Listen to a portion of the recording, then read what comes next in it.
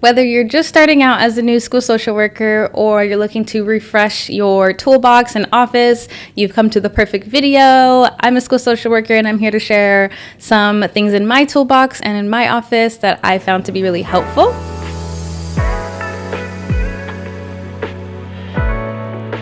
Welcome to By Kia Bell. I'm Kia and I'm here to share everything social work. If you find this video helpful, please be sure to like, subscribe for more social work content. Let's get right into it. The number one thing that will be really helpful as a school social worker, whether you're working on a tier 1, tier 2, or tier 3 level, which if you don't know what that means, let me know in the comments and I'll be sure to make a more thorough video on MTSS or multi-tier systems of support. But anyways, whether you're working on the tier 1, tier 2, tier 3 level, it'll be really helpful to just have digital and or physical resources. What I mean by that is, like, for example, if you're working individually with a student, it's kind of helpful to have visuals. So maybe if they come in and you're helping them with anger management, physical worksheets are really important because it can help explain and then also assess where they're at as far as understanding anger management and steps and understanding themselves. So a great way is to just have some handy, ready to go,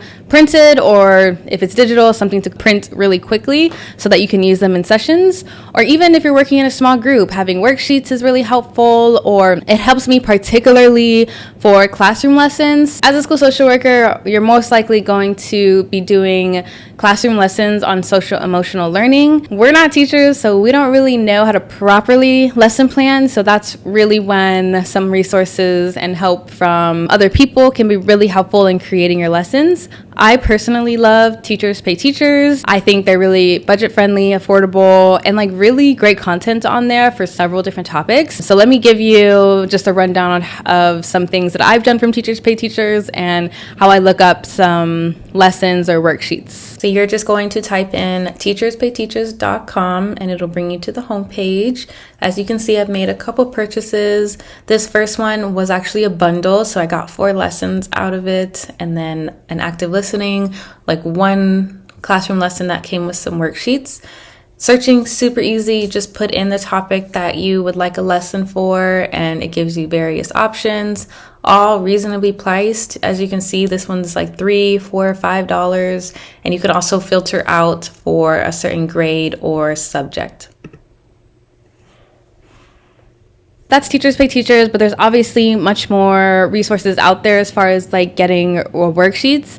I've also gotten a lot from just a lot of books that I've had. I'll try to post a little something here of some books that I have in my office. And then also, Therapist Aid is a really good resource as well, just for social workers and therapists in general. They have worksheets in there as well as just informational sheets on several different terms and topics and strategies. Something you need in your office is some type of visual of the feelings wheel. We talk about feelings a lot, and I encourage my students in my office to really acknowledge and name what they're feeling. I think it's so important and the first step of processing their emotions and being able to regulate themselves. So I had a feelings wheel pillow, but there's so many other ways. If you're kind of more on a budget right now, I just had it printed out and then put inside a binder so that whenever I need it, I would just pop it up and be okay, so what are we feeling? Point it out, or I would just hand them the binder so that they can look at it. Or you can just even put it in those those it's not laminated, or you can even just laminate a feelings wheel and just have it to ready for when they need it, or you can post it up in your office. They have wall art of feelings wheel. There's so many different ways that are depending on your budget and what works best for your office. I love having that as just a way to train my students to use those feeling words. And a lot of my usuals, they will know too. They're okay, let me pull out the feelings wheel. Miss Bermudez is asking me what I'm feeling right now. And I've even caught some of my students just naturally pull it and look at it and start talking about how they're feeling without me even prompting them to, because we have that system already set up. So I always get a little proud moment for that, but definitely a need in your office. All right, third thing is a planner. As a school social worker, you probably can't completely plan out your day every day because a lot of things get thrown at us and it's a crisis happening.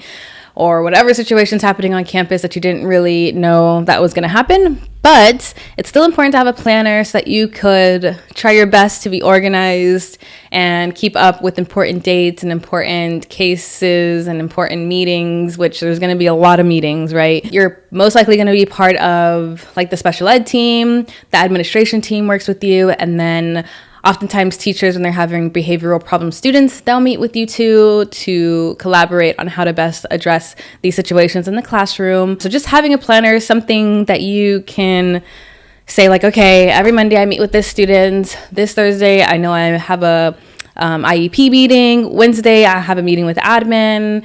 I have to do lunch duty this day. Like, whatever it is that's on your schedule, it's so important to have that organized because it's fairly unprofessional to miss meetings or forget or, we don't want to miss important situations that are happening. What I used personally was my iPad for everything when I was a school social worker.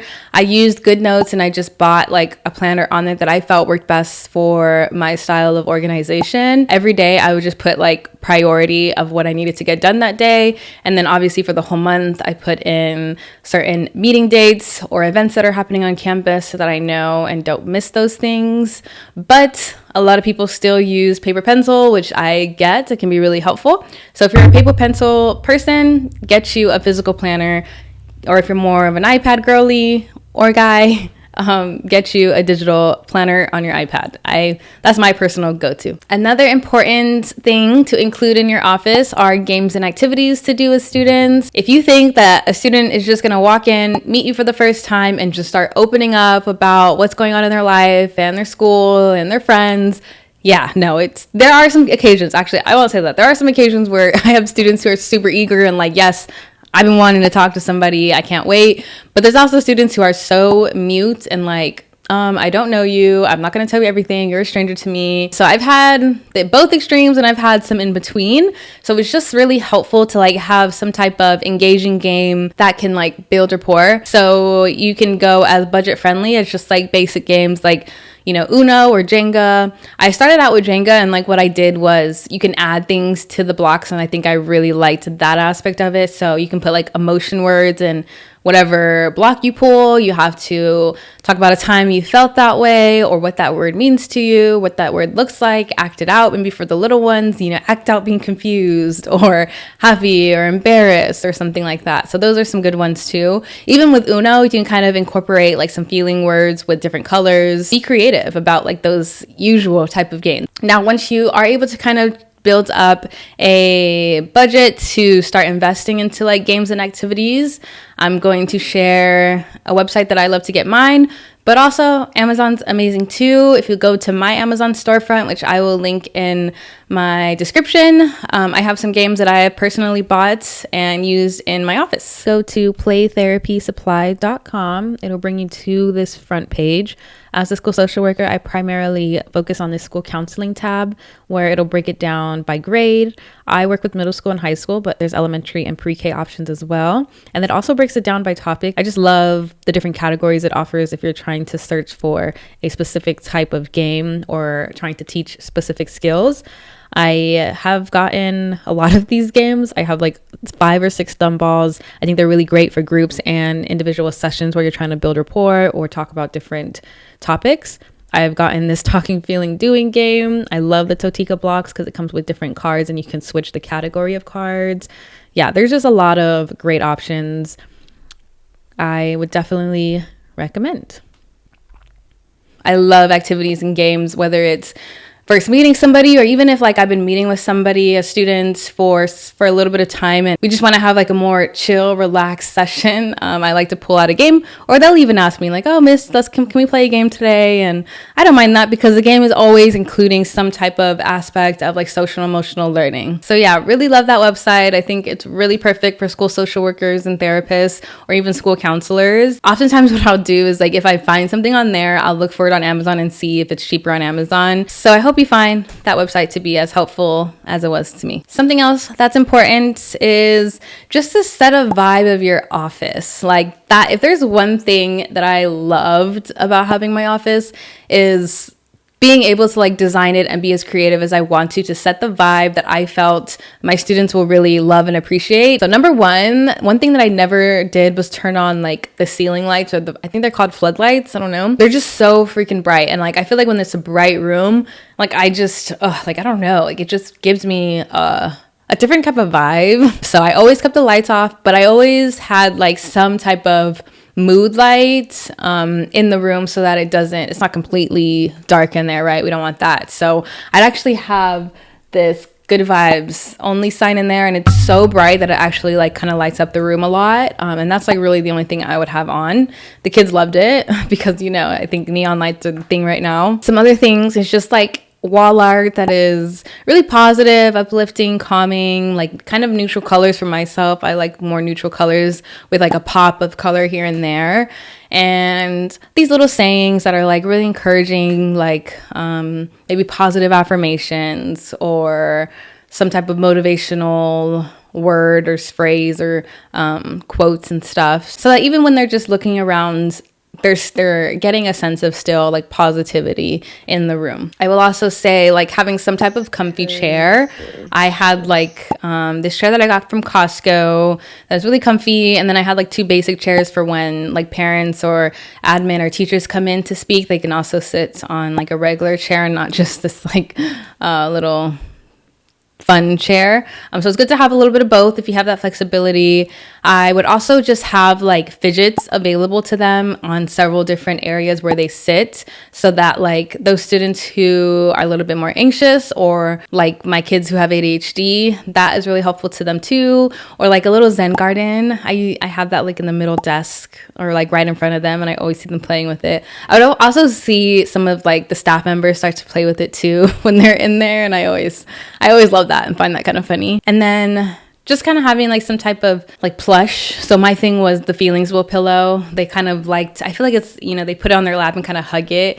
I feel like it's almost like a barrier, a comfort barrier from, themselves to me, which is fine because like I feel like that's a sense of protection, but it's also a sense of comfort, like to have something to hug and hold. One thing I will say is a recommendation, if possible, because we can't really choose the size of our offices, is to not have the desk be in front of you and who you're speaking to. I think that's it's kind of like a barrier between you and your client or your student. So that's something I learned in school, and I've always gone with that. Like I always try to position it so that it's me and them, and it's not like me, a desk, and then them, because it just, I don't know, it feels impersonal, right? So that's some recommendations for your aesthetic of your office that can be really helpful as a school social worker to like, just take note of. Another thing for your office is just to have go-to books for students. It doesn't necessarily have to be like reading books, but I do have some, like I'll have like a book on anxiety for teens and like other types of books, but also like coloring books.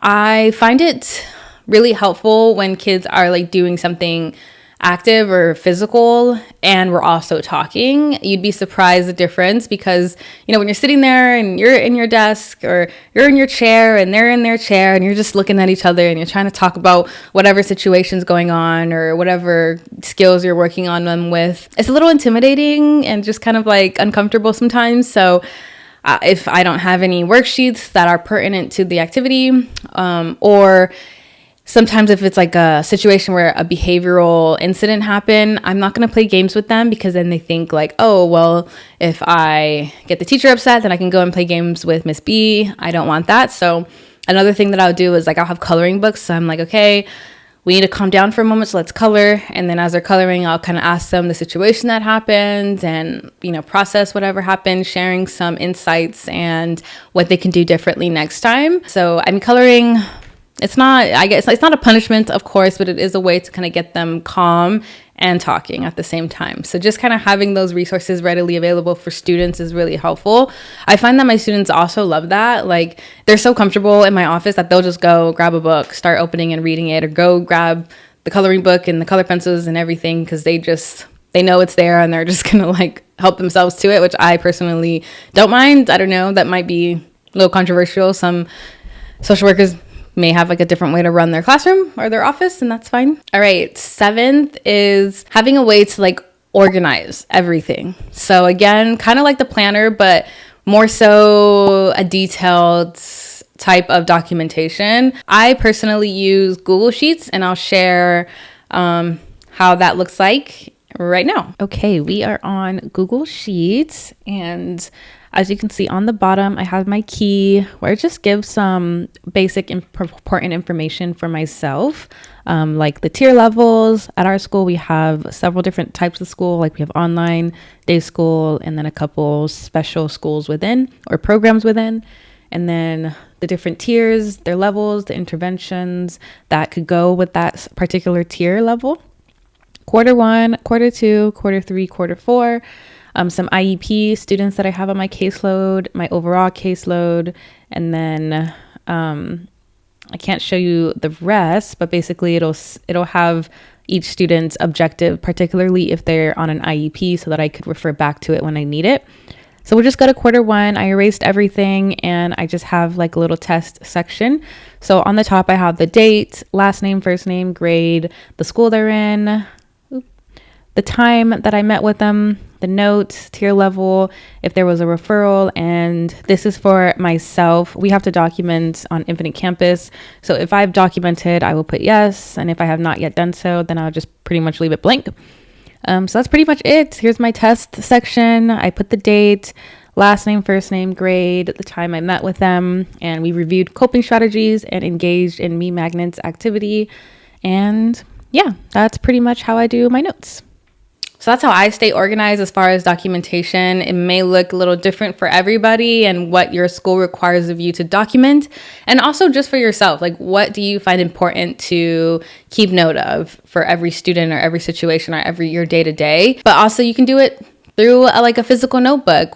Before I started using Google Sheets, I would literally just have my notebook, and each day would be like one sheet, and I'll just write down, 9:45, I did this with this student and this happened, and just kind of keep track that way. But I just found it so wasteful of paper and then also just hard to refer back to a lot of times because I'm just flipping pages. So it wasn't really helpful for me to stay organized, and that's why I love the Google Sheets for various reasons, as far as you can just search up a name, and all of the notes that include that name will pop up, and that'll kind of help me, especially when a teacher comes to me and is like, well, I've been having problems with this student. What have you found in his other classes? And they're asking how can I best support the work that you're doing in the office? And I can kind of share some tips and strategies about what we've been doing and how they can be helpful as a teacher to facilitate that as well. So either way that works for you, digital or physical, but you do need some sort of way to be documenting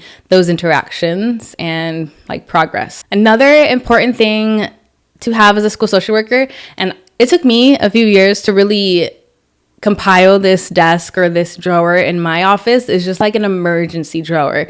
It can include several different things depending on what you come across. I feel like every time I come across a crazy situation, I'm I should have just had that in my emergency drawer in the first place. So now so you don't have to make the same mistakes I did. An emergency drawer for number 1 is definitely a suicidal assessment, a suicidal ideation assessment, readily available, because if you're in session with a student and they mention anything about hurting themselves, you just pull that right out, do your assessment, and then follow the steps based on their responses. You don't want to be oh, okay, I know I need to assess, and let me print this out and let me look for an assessment to do. It needs to be really quick because you want to kind of catch them in that moment and also not stress them out, right? If you're oh my God, what do I do? Then they're going to be a little freaked out, and you need to be the calming source of that moment, right? Some other things are just